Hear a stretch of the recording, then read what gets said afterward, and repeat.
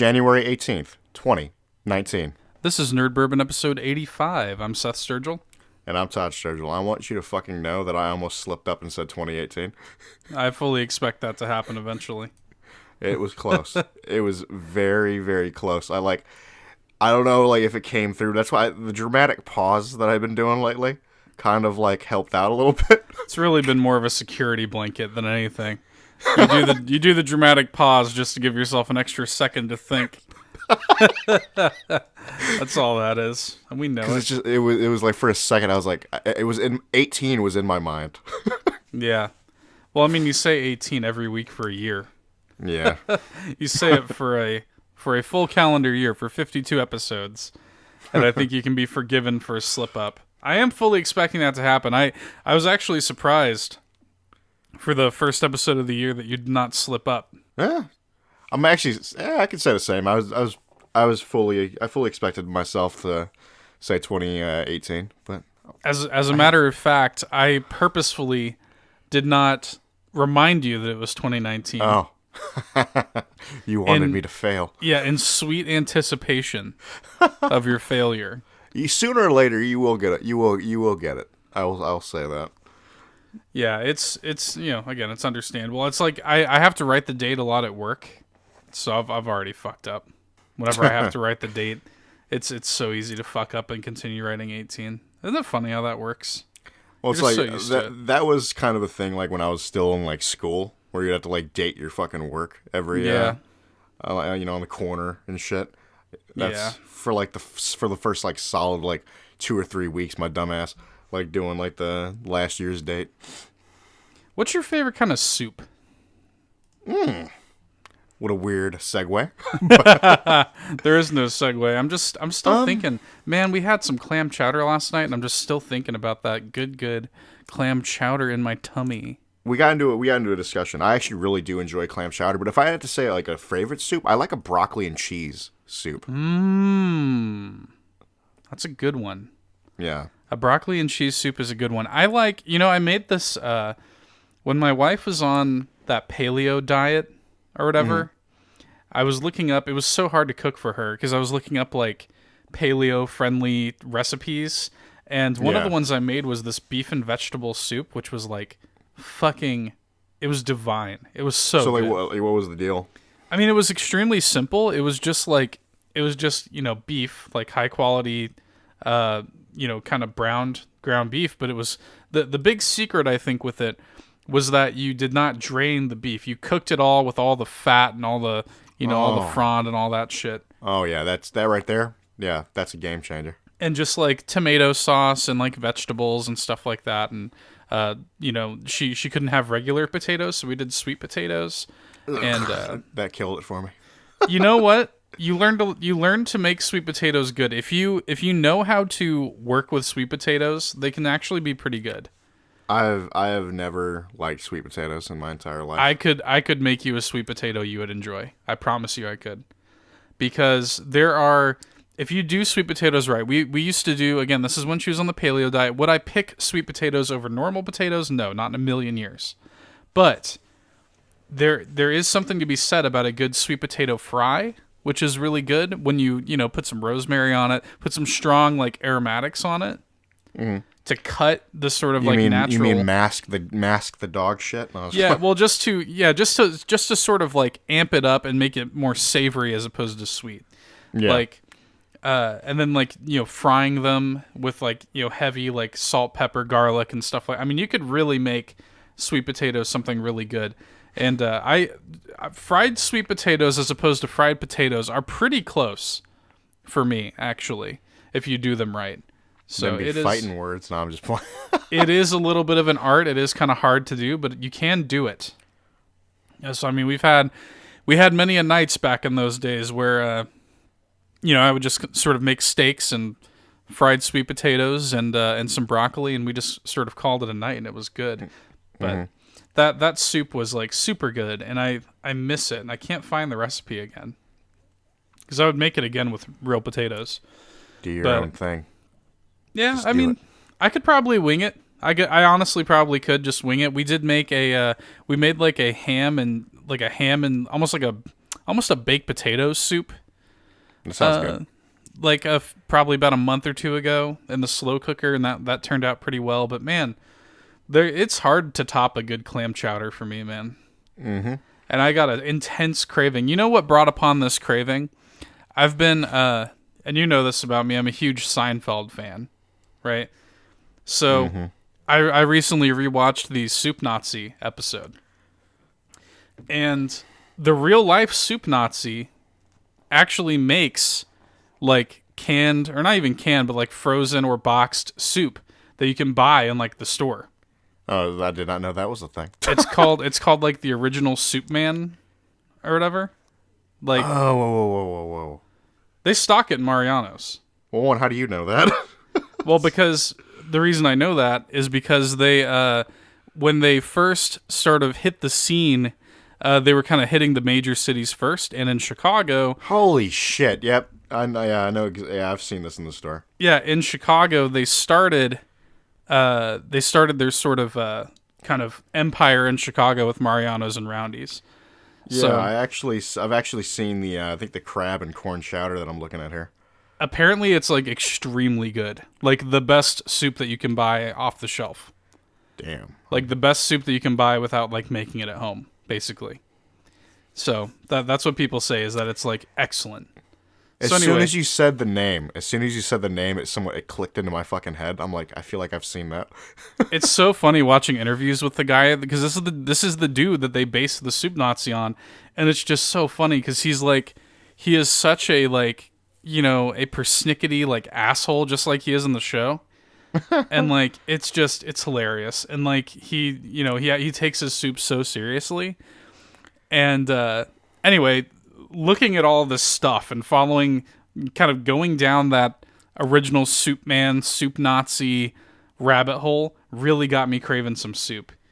So I'm in a soup state of mind right now. I was just curious what your favorite soup was. Anytime you bring up the Soup Nazi, I think about when we were younger, and I was like, soup. It's a very simple memory, but I just remember like it was late at night. I think we were just hanging out on your couch, maybe playing a game or something like that. And like I think your sister was making some soup or something like that. And she came into the living room, and you just, within moments, she didn't even really finish her sentence before you hopped off the couch and started just kind of waddling to the kitchen. And and as you're doing it, you're just like soup.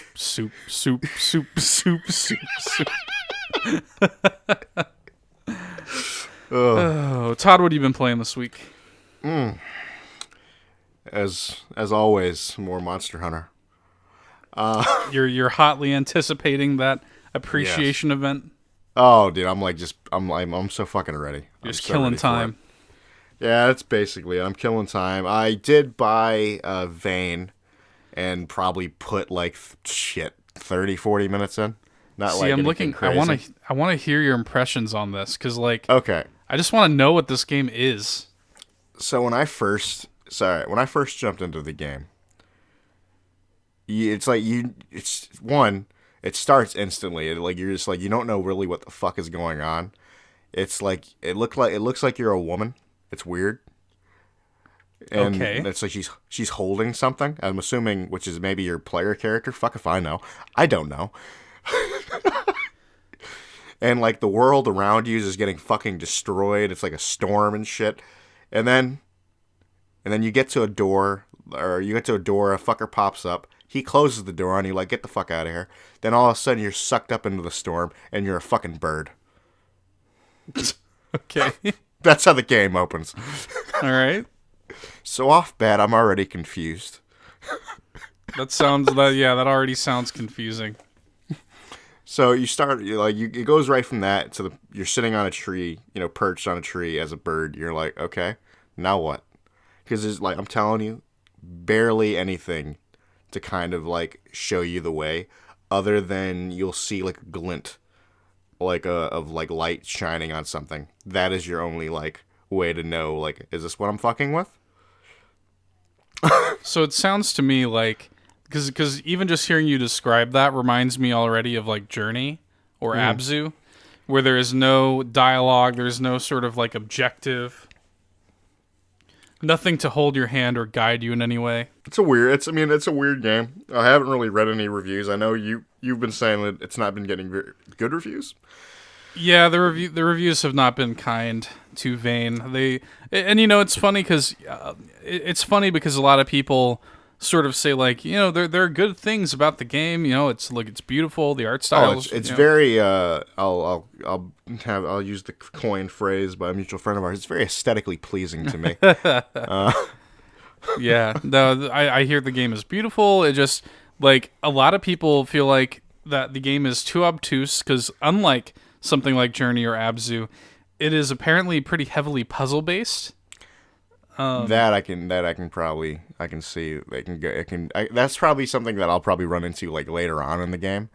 Right. But like, it's something. And a lot of people have reported like technical issues and like, game breaking bugs and stuff like that. So It sounds like the game just isn't very polished.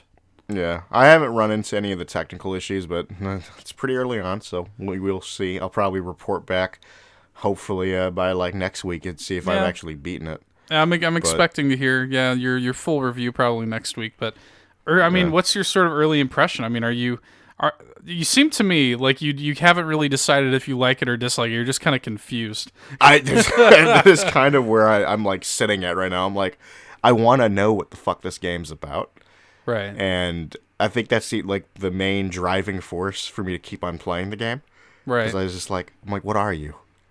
It's like it was so funny because when we were talking about, because they re-revealed that game. It's PS4 exclusive, and they sort of re-showed it at the Kind of Funny Games showcase late last year. And I think that was when like the ears kind of perked up. He's like, well, that looked interesting. That's the whole thing. It's like it looks interesting, and it's just like I don't know. I enjoyed like the again like the look of the game from the moment I saw the re-reveal at the Kind of Funny Game Show. Showcase. Yeah, and I just remember like when we were putting together our most anticipated, you had Vane on your list, and I was like, oh wow, you're actually really looking forward to it. And like, and so. I mean, here the thing about it is, with these indie games, it's not hard to dive in for me. Like, they're only asking for what, like $20? Yeah, it's like even if I like end up like saying like shelving it and not finishing it, it's like it was $20. I don't really give a shit. You know what I'm saying? So that's actually one of the reasons why I'm picking up No More Heroes, which I'll talk about more next week, because it is not out yet at the time of this recording. It actually comes out today when you're listening to this. So. But it's launching at only $30. So even if the game is like mediocre, which I can already tell that I'm gonna like it just based on the reviews that I've read. It seems like it has sort of some problems, but I can already tell that I'm gonna enjoy it. It's No More Heroes. I'm a big fan of the franchise. So, but even if I don't like it, it was only $30. You know what I mean? Yeah. So it's easy to justify kind of taking a leap of faith whenever you don't have to blow a whole $60 on it, Mm-hmm. Which is why we were actually just talking about this with Jump Force coming out next month, where it's like, God, I want to play that game. I forgot we got into a discussion about that. I want to play that game so bad, but it's like I'm not spending $60 on it. That's kind of where I'm at. Like I so want to play that game. Like, because even more so, like, I'm more of the anime and manga guy. Yeah. And I'm, like, just, like, my dick is, like, rock solid for that game. I think they are actually doing a open beta for Jump Force. Is that a thing? Let me actually look here. Yeah, so you can actually go ahead and download the open beta client. Okay. And it will be available, let's see, this is Pacific time. Starting actually on Friday, or today at the time of this releasing. Friday, January 18th from 1 to 4 Pacific. And then also from 11 to midnight Pacific. And then, yeah, basically Friday, Saturday, and Sunday, they're going to have like some like little 3-hour windows when you can play the game. So maybe we'll have to download that and check that out. Yeah, it's going to happen. Maybe we'll play some games together and see what the deal is. Hopefully it's not lame. Hopefully they'll let us play like private matches together in the open beta. Usually we always get fucked on that, but yeah. Well, we'll give it a go. I mean, either way, I just want to play it. I just want to put my hands on the game, and who knows, maybe that'll satisfy the itch I have to play that game. But anything else you've been playing this week? Is that really the only highlight? Other than like jumping on occasionally on Dragon's Dogma because that game still has me by the balls, but yeah. That's fair. I think we're both just sort of in this place. We're just kind of waiting out. It's going to be a trickle of content in terms of video game releases, really, until it starts to kick into high gear in March. Yep. March is going to be a pretty packed month for the both of us. For me, the only really new game I've been playing, it's been a lot of the same. I'm still, fiddling around in Smash and stuff like that. But for me, I did pick up New Super Mario Bros. U Deluxe because I'm an idiot. And I just could not suffer there being a mainline 2D Mario game on the Switch without me owning it. And it's sort of it's another Wii U port, not another Wii U port to the Switch. And I really, really like that game. Like people kind of shit talk that game, and especially now that like people have been playing Tropical Freeze on Switch and they're sort of comparing New Super Mario Bros. U to it. And it's like, look, I never like video game comparisons, honestly. I don't like it either, especially because like Tropical Freeze is just let's not pretend like New Super Mario Bros. U is in the same league as Tropical Freeze. It's not. It's 100% not. Like Tropical Freeze is like a 10 out of 10, and New Super Mario Bros. U it's like a 8. You know what I mean? Like it's still really, really good though, and it's still a lot of fun, and I do really enjoy the so like I've been playing as Toadette. A, because I wanted to see what's up with the Peachette stuff, but B, because like Toadette controls a lot more smoothly than Mario. So like the sort of rubric here is if you want the sort of classic Mario experience with the sort of weight that Mario has had in the 2D space and the sort of control scheme that you're used to, play as Mario. If you want it to be a little bit harder and a little bit floatier and more skittish, play as Luigi. Luigi's kind of the hard mode of the game. If you want it to be like perfectly smooth and kind of easier, play as Toadette, right? And then if you want, saying you're playing on easy mode because you're a bitch. No, well, here's the thing: I've already beaten that game on Wii U, so at this point I'm just sort of like playing through it and 100%ing it and having a good time and just turning my brain off. And so I don't mind playing as Toadette. They did include Nabbit as a playable character in the game, but that's like Babby mode. Oh. That's just like the game basically plays itself when you're playing as Nabbit. So, but it's good. I mean, I encourage people to check the game out if they missed it on Wii U. If you're a fan of the 2D Mario games, this one, in my opinion, is the best of the new Super Mario Brothers line. Which started on DS, and to me, like, I've had my problems with the new Super Mario Brothers games. The art style has never really appealed to me. I think it looks a little bit plasticine and weird, but I think that this game really does a lot with a little, and I think that this game does a lot of stuff right. It is by far the best in the series, and I have a really good time with it. I've been having fun with it, kind of revisiting that game and kind of reminiscing on the Wii U a lot. Kind of thinking back to the good old Wii U days, and the games that were stranded on that flawed system. So anyway, I recommend it. I mean, maybe not for $60. I'm a little surprised that they released the game at $60, especially because the whole justification, right, is like, oh well, it comes with Super Luigi U, which is a great piece of DLC, but they did put out Mario U with Luigi U as a bundle for $20 on the Wii U. So it's like, it would have made more sense if they put this out at even $40, but no, it's a full $60. I was actually going to ask, like, what do you think a fair price would be? I think $40 would have made more sense, especially like Tropical Freeze, even when they re-released that, came out, I think, at $50. So, I mean, it just feels weird to pay a full $60 for it. I mean, for me, I don't mind because I'm a diehard Nintendo fan, and like I really wanted to play the game, and moreover, I really want to support these Wii U ports because I want my Zelda Wii U ports, dude. That's like all I want in this life. That's all I want. Yeah, those will, if and when those come out, I'll be there. I think they're going to do it. I think they're holding off on it because, and really, I think what they're going to do is I think they're going to release those ports this year with the Skyward Sword port this year, and then have a new Zelda game of some kind next year. I think they're holding Zelda close to the vest, but I think they will give us those ports this year as a kind of holdover. But yeah, they have ported basically every noteworthy Switch or Wii U game to the Switch at this point. So the thing with Skyward Sword is that is a motion game heavy. It Zelda is. Game, right? I think they're just gonna bite the bullet on it and make you play it with a Joy-Con. That's what I was thinking. I wouldn't mind doing it. I wouldn't care. Yeah, I think that's what they're gonna do. I mean, there are a lot of games that require Joy-Con use, so I think that's honestly what they're gonna do. And Skyward Sword's motion controls are so good that like it's a pleasure to play them with motion controls, and I couldn't imagine doing it any other way. Even if they didn't force me to use Joy-Con with Skyward Sword, like I probably still would. Yeah. Yeah. It's that good. It works that well. But anyway, I could do a whole fucking topic on like the Wii U moving to Switch, but I'm not going to do that, Todd. What I'm going to do instead is I'm going to move into the news. This has been a crazy news-heavy week.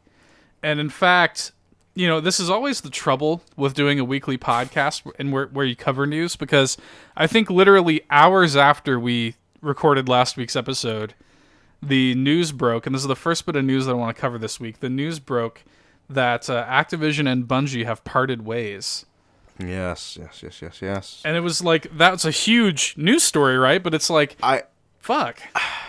I swear to God, I think I was like going down for my nap before work, and I'm like looking at like Kotaku, and I see that shit. I instantly messaged you. I'm like, you see that shit?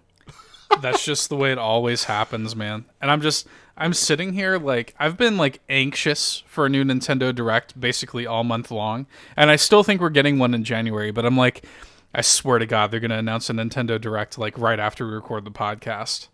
I just know it's going to happen. But anyway, so yeah, first bit of news here. Bungie has split with Activision. Interestingly enough, they are keeping the Destiny IP. What's your sort of hot take on that? Now, we've had a little time to think about it. All right. My whole thing, I was thinking to myself, like, how much control did Activision have over Destiny anyways? From what I sort of speculate / understand is that Activision's role as publisher with Destiny was really more so the ways in which it negatively affected Destiny was they were kind of leaving Bungie beholden to these sort of release schedules. Yeah. And that, I think, is really the extent of the negative things. That I'm pretty sure they were like I'm pretty sure Activision was pretty heavy on like the Eververse or whatever the fuck it's called. Maybe. Yeah, they may have been. I can see them being all up microtransactions ass. Yeah, I mean, I don't think we're ever going to know the answer to that. We're never going to get a clean breakdown of what was an Activision decision and what was a Bungie decision. Yeah. But I mean, ultimately, like, from what we hear, Bungie is very, very happy about this. From what we hear, employees actually cheered and popped champagne. Yeah. In the meeting where this happened. I've actually got a quote here from Bungie in a blog post that they released. Quote, "We have enjoyed a successful 8-year run and would like to thank Activision for their partnership in Destiny. Looking ahead, we're excited to announce plans for Activision to transfer publishing rights for Destiny to Bungie.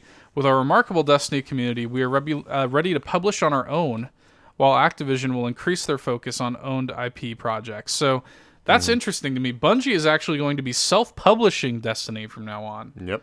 Which is weird. That sort of makes Destiny the biggest indie game ever. Like, in a weird way. I don't know. It's a strange thing. I think the knee-jerk reaction for Destiny fans is, oh, this is a good thing. This is nothing but a good thing. Well, that's been like the response from a lot of people. Like shit, even our mutual friend Tyler. That was like one of he made a post about it. He's happy as hell about that.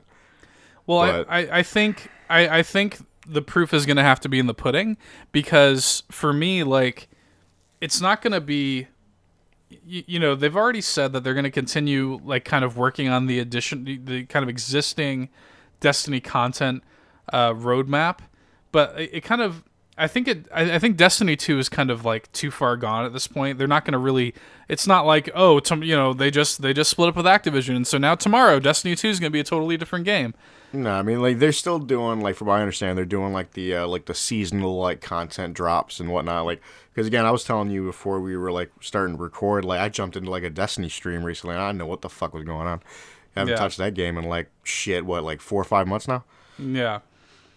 It's weird. It's also, you have to consider too that as of I believe last summer, it was reported that Bungie has been working for some time on a brand new non-Destiny game with a $100 million investment from some Chinese company. So I actually forgot about that. So that's something that you need to keep in mind too. And then it's going to be interesting to see what happens with Destiny moving forward. Like, where is Destiny 3 presumably going to fit into all of this, especially if Bungie is going to be self-publishing this franchise from now on? Will they go to a new publisher? And I mean, like I said, I think a lot of Destiny fans take this news as good news, and maybe it will be good news. But you also have to consider that a lot of the problems that Destiny has had isn't really Activision's fault. Mm-hmm. Like, a lot of the issues with Destiny are kind of game level issues, and yep. I mean, and I was telling you this when it first happened. Like, nobody knows the business like Activision. They are the biggest publisher in the world. They, nobody knows the money side of this industry like Activision does. So for Activision to so freely give up the Destiny IP, that tells me that they don't see value in it anymore. Mm-hmm. And they have not been happy with Destiny sales for a long time now. Mm-hmm. And I mean, yeah, the hardcore fans are excited about the game. They're happier than they've ever been, and they're rejoicing at this news. But that's not where the money comes from. That's not where the money comes from. Yeah, the money comes from like the casual gamers that buy those games. The money, the money comes from the casual gamers that Bungie has sort of divorced themselves from. Mm-hmm. Even me, who was more hardcore into Destiny 2, kind of fell off. So. Yeah, so I don't think that this is, I don't think that this is universally good news. I think Bungie is probably happy in the same way that they were happy to break away from Microsoft, back in, 2009 or 10 or whenever it was. But for me, I don't read this and think that this is immediately good news because, Bungie is still gonna be Bungie. Like, it's still gonna be. If you have problems with the way Bungie is running Destiny, like I do, that's not going to change, So, we'll see. We'll see where the game goes. I don't want to sort of like count my eggs before they hatch. But I don't read this news as being immediately positive. Yeah, it's just gonna be one of those things where time's gonna tell with it. So, but it was definitely a huge news bit. Activision, of course, just had like a big executive shakeup, sort of cutting costs at Blizzard and stuff like that. So it's interesting. It's interesting that they sort of cut ties with Destiny. So we'll see where it goes. I've got a lot of news here this week. Let's tackle a slightly smaller one. The Uncharted movie lands a new director in 10 Cloverfield Lane's Dan Trachtenberg. According to Variety, the movie will still star Tom Holland and follow a story of a young Nathan Drake taking cues from the flashback sequences in Uncharted 3 when he first meets Victor Sullivan. Has Sully been cast yet, or no? No, Sully has not been cast. Tom Holland is the only name attached so far. So I'm intrigued by that. And Tom Holland actually seems pretty excited about the project, but this has been kind of an interesting thing because, like, the Uncharted movie has been in, like, flux for what feels like forever now. A state of limbo. For a long time, there was, like, this weird shit where, like, Mark Wahlberg was, like, involved. Like... Yeah. Oh, that's back when they were, like, actually going to do, like, Yeah. I think Mark Wahlberg was, like, going to play, like, Nathan Drake, and I think, like, Robert De Niro was going to play Sully or some shit. I don't know. There was like, it's been a weird kind of road to hoe with this movie, and like this feels like the closest that we've ever got though, because the nice thing about Dan Trachtenberg is like he's a gamer. He's actually a really hardcore gamer. He actually, I don't know, maybe this was a little before your time, but like there's an old internet show kind of even before YouTube called the Totally Rad Show, and the Totally Rad Show I can't remember if it's still going on. I don't think it is, but he was a founding member of the Totally Rad Show, and it was kind of a gaming pop culture show. And he went on to do that Portal fan film. I think it was called No Escape, Portal No Escape, and that was an excellent fan film. 10 Cloverfield Lane, obviously, excellent movie. He directed an episode of Black Mirror, which was really good. So I've really liked everything this dude has done. So for him to be at the helm of Uncharted, I think is a good sign that maybe this is actually moving forward. We shall see. I honestly, and I was telling you this, I feel like there's no, franchise that is more perfectly suited for a movie. Well, it'll always. I mean, like they can just do anything. It's like it'll be a good movie. Yeah. Well, and and I mean, and we saw that that kind of 15-minute or so fan film with Nathan Fillion last year. That shit was good. That shit was so good. And it was so good. I was like, man, like that's like everything that I want in an Uncharted movie, Mm-hmm. I almost hope that we spend this time with Tom Holland or whatever, and we go throughout the whole movie, and then at the very the post credits maybe, it's like we kind of catch up with Nate in present day, and it's Nathan Fillion. God, you would flip your shit. God, that'd be so good. You would legitimately flip your shit. I've been in this eternal argument with our mutual friend Dan about this for what feels like fucking 12 years. He thinks that Nathan Fillion is too old to play Nathan Drake. Nah, I don't think so. And for me, especially when I saw that fan film with Nathan Fillion, I was like, no, he's perfect. Nathan Fillion recently got into better shape. I think for his new show he's been doing. Was it The Rookie or whatever the fuck? Yeah.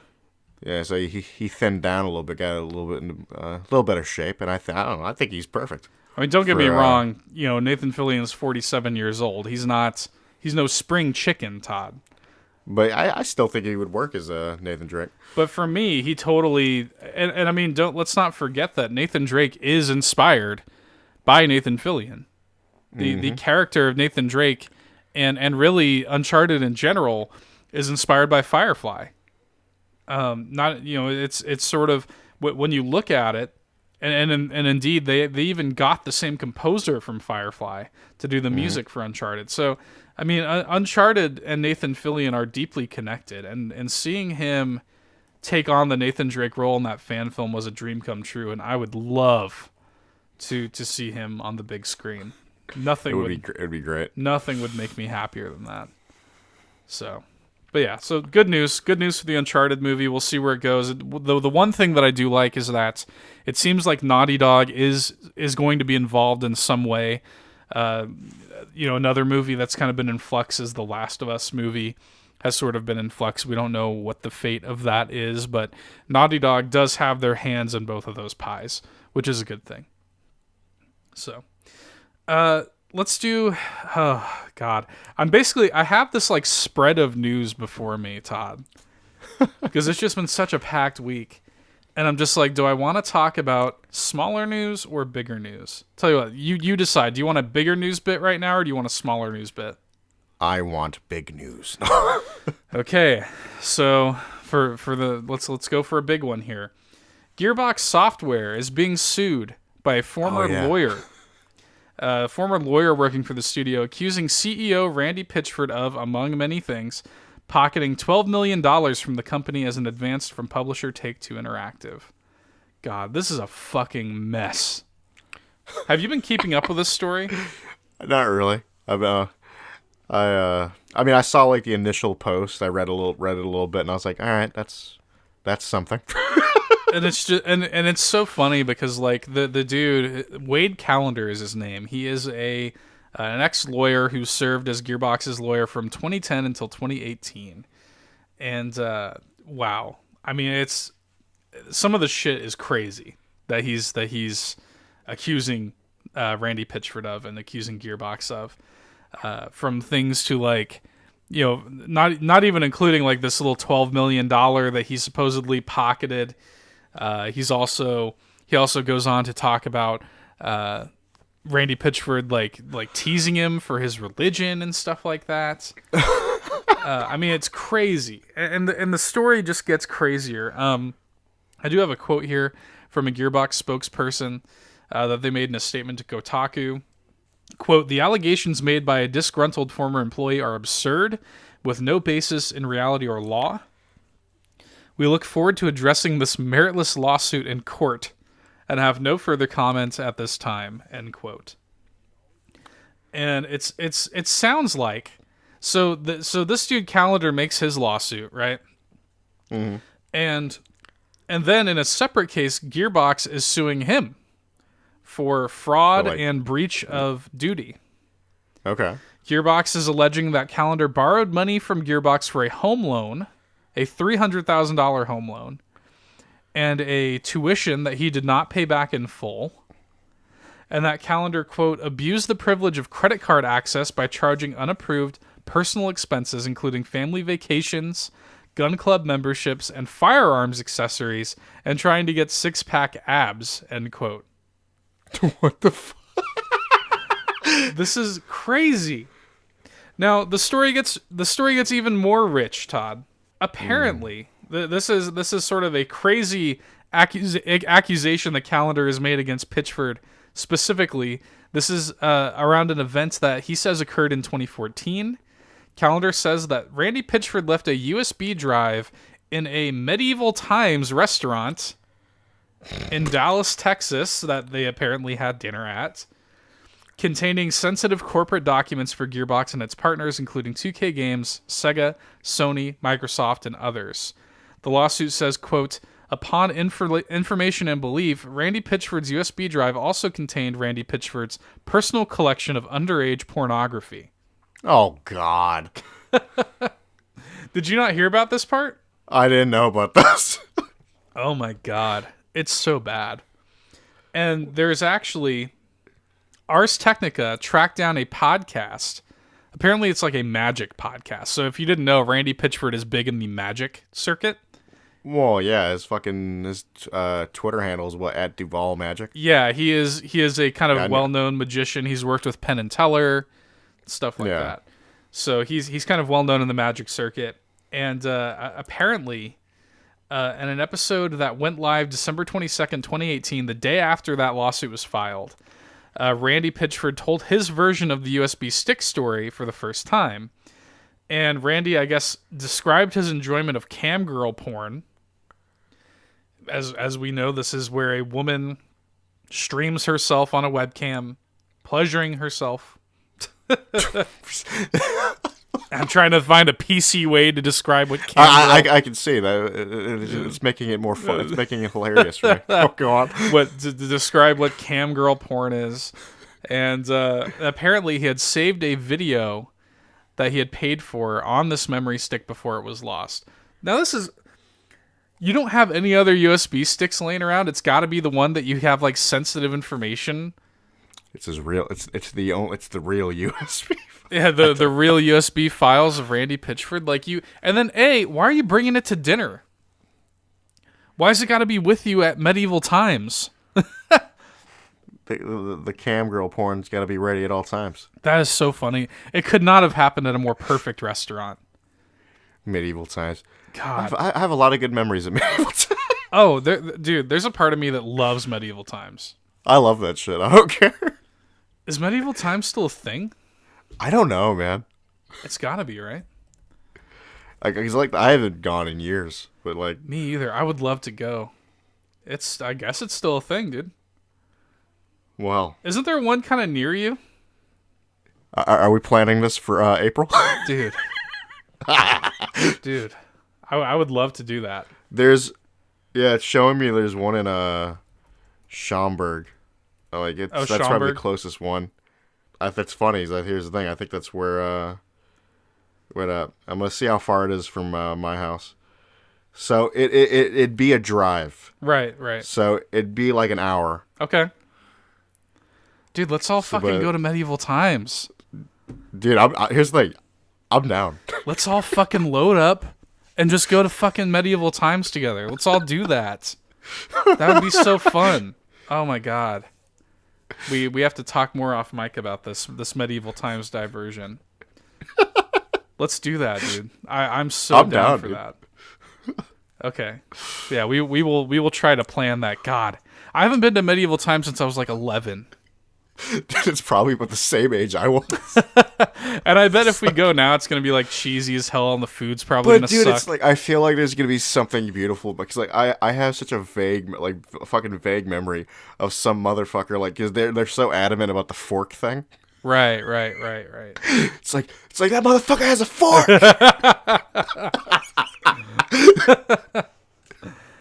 Man, how expensive is it to go to medieval time? I don't know. I'll look at this off mic. This is not good. This is not good podcast. But man, that would be so much fun. We gotta go. We gotta do that. Yeah, but again, when we go, I'll be sure to bring my cam girl porn with me. on my USB drive. It's the only way to go. I have this quote here, and this is Randy Pitchford, and I apologize for the crude language that I'm about to use. Oh God bless. This is a direct quote from Randy Pitchford from this podcast in which he described the incident. So, quote, "It's a woman who is masturbating, and when she has some experience that appears as if she's having an orgasm, a huge amount of fluid comes out of her vagina." This is his quote. This is him saying this. This is exactly what he. This is exactly what he said. Bless. This is not a sex. This is not a sex worker. This is a fucking magician. He added, saying that he had purchased one of her videos and put it on the USB stick. Quote, "Some kid, an employee of the medieval times, discovered this memory stick, took it home and accessed it because it was before we were password protecting, and discovered secrets of my company and future games in development, and also discovered the pornography. And it was barely legal porn. This girl's handle was only 18. End quote. Jesus Christ. Incredible. Absolutely incredible. Anyway, there's a whole fucking mess where, like, this dude Calendar, this ex-lawyer, he's accusing Randy Pitchford of, like, underage sex parties that he throws with his... So now it's just going both ways. They're, like, it's just flinging shit. They're flinging shit at each other at this point. It is just a monkey shit fight at this point. I love it. Like, I love it. It's great. They're just going back and forth and like. I mean, I don't like anything involving Gearbox because it's just like I don't I don't want anything to happen to my baby. It's just so fun. Calendar has also accused Pitchford of holding parties in which, quote, adult men have reportedly exposed themselves to minors to the amusement of Randy Pitchford.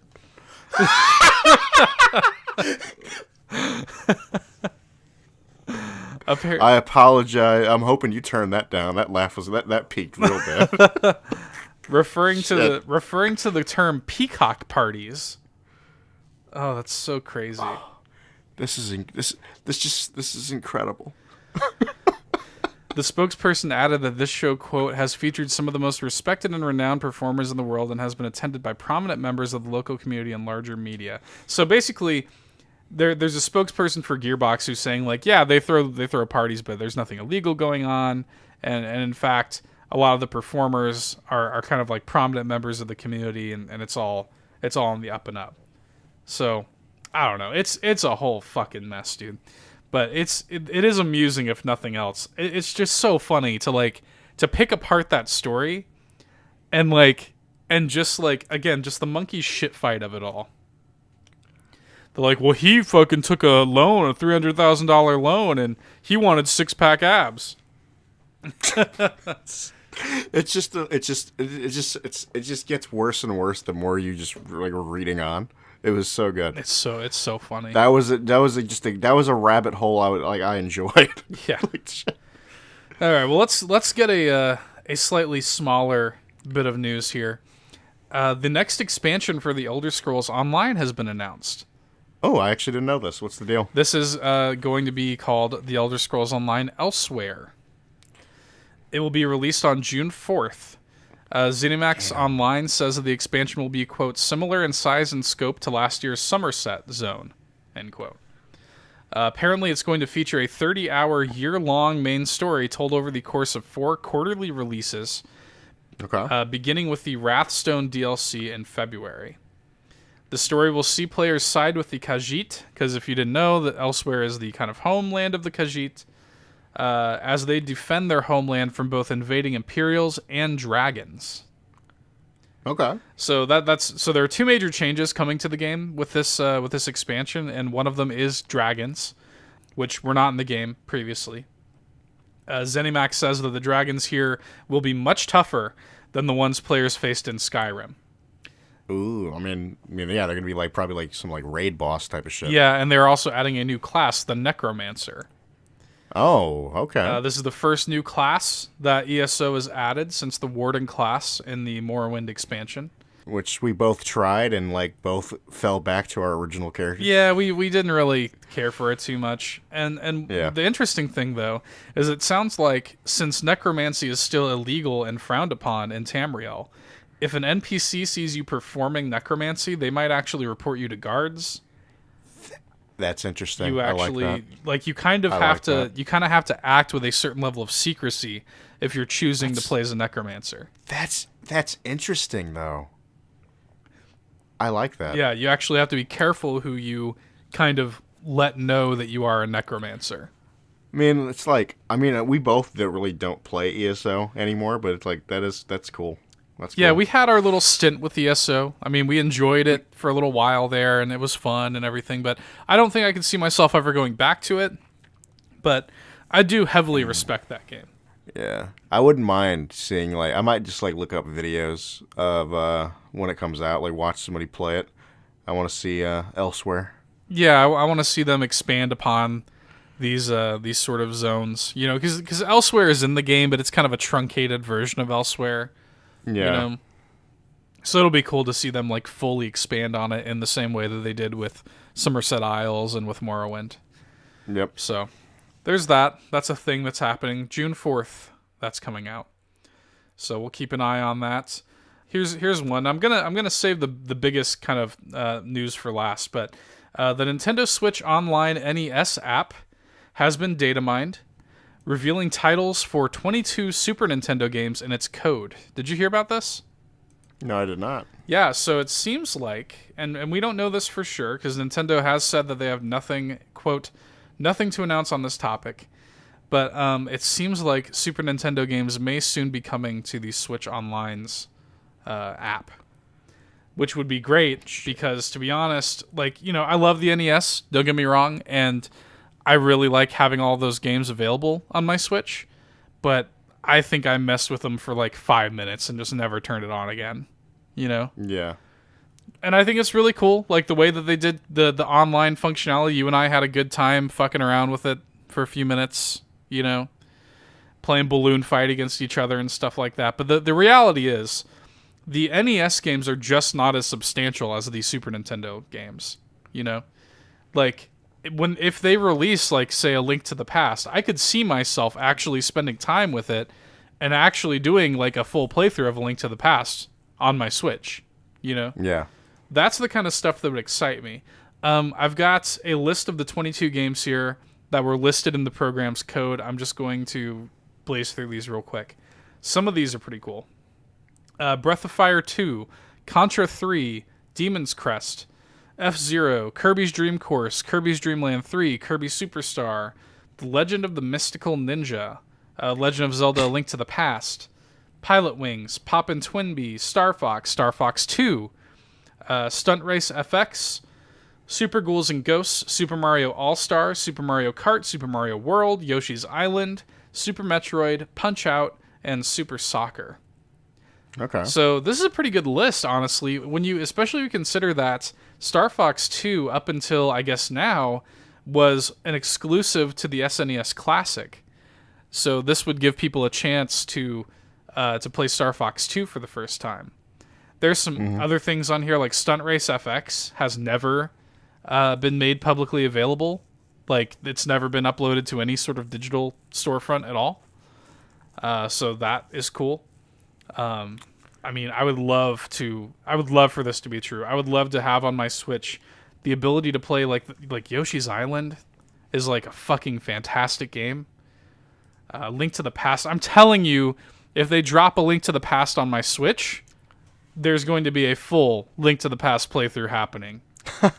I will dead ass be playing through a Link to the Past again if they put that on my Switch. God. I want this so bad. Another interesting tidbit from this is that the data miner noted that there were two kind of mysterious other directories in there. So like there's an NES directory, a SNES directory, and then two more that he doesn't know about. So could N64 and GameCube games be coming to this? Who knows? It's kind of up in the air. I would be curious to see if they don't do a Game Boy library. Like a Game Boy Advance library. Okay. Because, I mean, think about it. The Switch is a handheld console hybrid. You know? So it would make sense to have a handheld library on there too. We'll see.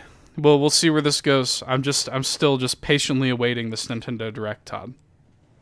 You'll never get it now. This is the kind of thing that would be perfect for a Nintendo Direct. It's like, where is my fucking Nintendo Direct? Oh my god, I'm so ready for it. Anyway, so here's the big one. And this is what we'll end the show with. This is the big piece of news that actually just broke yesterday at the time of this recording.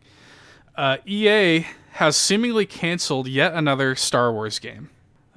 So what's funny about this? You mean it's funny because it's like it's canceling the already canceled game. Yeah. Well, yeah. Yes and no. It's like it's because it's the game that was like, you know, they took like it was like the remnants of like the first one they canceled. So yeah, basically they canceled. I've got the sort of timeline here. EA Vancouver had reportedly been working on an open world Star Wars game since October of 2017, which is when Visceral Games and their project Ragtag was canceled. Mm-hmm. So they basically took the bones of Ragtag and were working on another game since October 2017. I guess it was in the very early stages, and now that game has reportedly been canceled as well. EA has made a statement about it where it really is basically a non-statement. Yeah, I saw it. It really, they did not confirm or deny that this is happening. So I firmly believe that Jason at Kotaku, who is the one that broke this story, and really is like one of the only seemingly like real reporters working today. I swear he's like the main like video game journalist I like look out for. Yeah, well, I mean, he just does great work, and he actually breaks stories like this one. Mm-hmm. Anyway, EA did give him the following statement. Quote, "There's been speculation overnight about one of our Star Wars projects. As a natural part of the creative process, the great work by our team in Vancouver continues and will evolve into future Star Wars content and games. We're fully committed to making more Star Wars games. We're very excited about Star Wars Jedi Fallen Order from Respawn, and we'll share more about our new projects when the time is right." End quote. But will we see new Star Wars games? I feel like all we've gotten is Battlefront. All we have gotten. This EA Star Wars deal was made back in 2013, Todd. And so far, just 3 games have been released from it. Star Wars Battlefront, Star Wars Battlefront 2, and Star Wars Galaxy of Heroes, which is a mobile game. That's a damn shame. And of course, Jedi Fallen Order is due this holiday. But 3 games in 6 years? That's a damn shame. We should note that it from all accounts, the EA execs that did make this deal originally are no longer with the company. So something that Jason is reporting is that it sounds like the kind of current temperature, the kind of current climate at EA is that maybe they feel like they're locked into a deal that they may not want a part of anymore. So, I mean, maybe that's got something to do with it. But still, man, it's like I just want some good Star Wars games. Me too. I do wonder, like, how much longer is Disney and Lucas going to like keep up with this? Like, how much longer are they going to put up with this bullshit? You know? you give this license to like somebody who will do something with it. Seriously. You know, if you had made this deal with like an Ubisoft, like you would have games. You know? Oh yeah. You would have fucking games. I honestly think that it was probably attractive to Disney at the time because, you know, EA has a lot of studios. And you know, I mean, like, the Battlefront games are fine, but, like, I mean, really, it seems like Jedi Fallen Order, which may or may not even come out this year, might be the first, like, truly great Star Wars game from this EA deal, which is now 6 years old. This is gonna be like the third or fourth time I've said it. That's a damn shame. It's crazy, man. It's fucking crazy. But I've got, you know, the sort of timeline here is interesting with the sort of movements that EA has been making in the Star Wars realm. They did expand in June of last year. They expanded upon their EA Motive studio, which was based in Montreal and headed up by Jade Raymond, who you may recognize her name. She was actually one of the creators of Assassin's Creed. Okay. Used to work at Ubisoft. She's kind of an industry vet, and she was heading that studio until October of last year when she left. But EA did expand Motive to be in both Vancouver and Montreal, so they kind of expanded their efforts there. According to Jason's like kind of report at Kotaku, Jason says that he spoke to several people close with the project, which was codenamed Orca. EA decided that they needed something to be released sooner than the still early in development Orca, so they canceled it in favor of a smaller scale Star Wars game to be released in 2020. No layoffs were made, which is important to note. It is important to note that like EA did not fire anybody as a result. Just kind of like shifted things a little bit. Yeah, and I actually it's funny because I saw on Twitter, I follow Walt Williams on Twitter, who is the lead writer of games like Spec Ops: The Line, and he was the lead writer of Star Wars Battlefront 2, and he wrote that book Significant Zero that we both read. Good book. Which was a good book, and he was evidently writing for Orca because he made a post on Twitter to the effect of like, hey, like just so you know, I'm looking for work. There's now a Orca shaped hole in my schedule. So seems like that was a thing. I mean, like EA or really any. I just want Star Wars games. Like that's all I've ever wanted. Like there's so much you can do with the Star Wars universe, and it's like nobody takes advantage of it. What I can't believe, and I want this so badly that I actually tweeted it to EA. And it was liked by a few people, but it didn't like gain traction or anything like that. But you know, you've got Criterion, who is a storied racing game developer.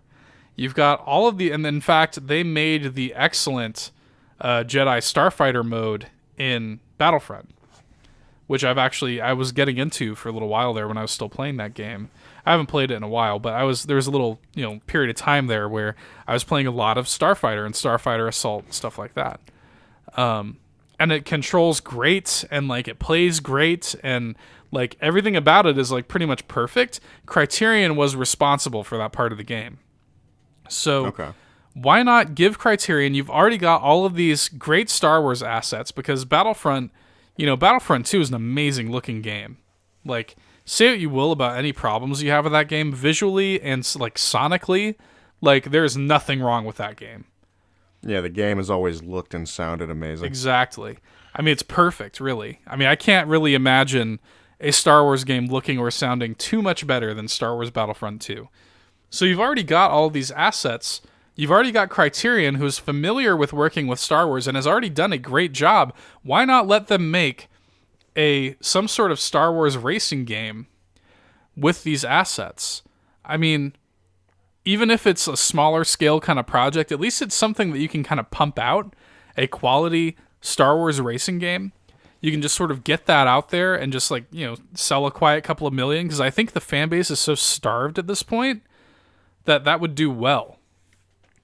I mean, I'm thinking back to the days of like the pod racer games, you know, the N64 pod racer game and the Starfighter games and the Rogue Squadron games back on like PS2 and GameCube. I mean, those are good games. I mean, why can't we get another one of those? You know? Those sort of vehicle-heavy Star Wars games. Yeah. I think there's a market for that. Yeah, you may not have the general appeal of like a Battlefront, but at least you'll get a damn game out. Mm-hmm. You know? It's better than nothing. It's better than nothing, and there is an audience that would show up for that. You know what I mean? There is an audience that would be there for that. And, you know, Jedi Fallen Order is a step in the right direction. I'm not convinced that it's going to come out this year.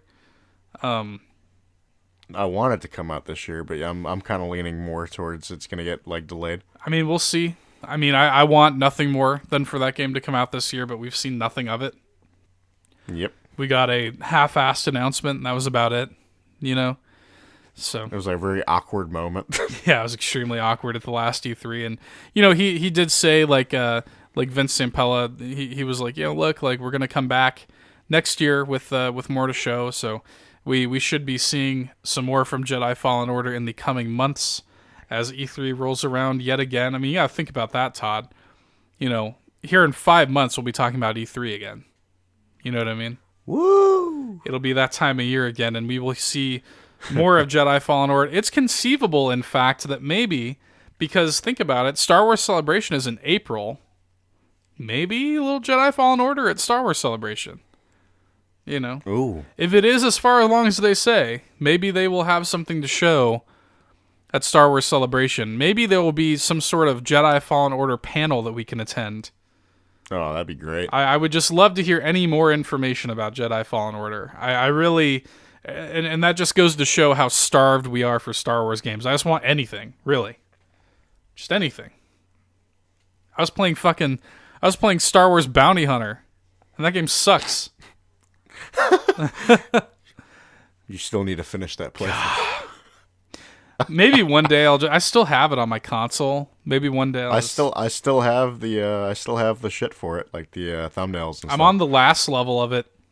That game is just it's not good. There are good things about it. I would love to watch you. I would love to watch you play it now because you haven't played it for so long. I'm so rusty. Even when you're not rusty playing that game, it's like not good. So like, it's gonna be garbage. I'm having like PTSD flashbacks thinking about that game.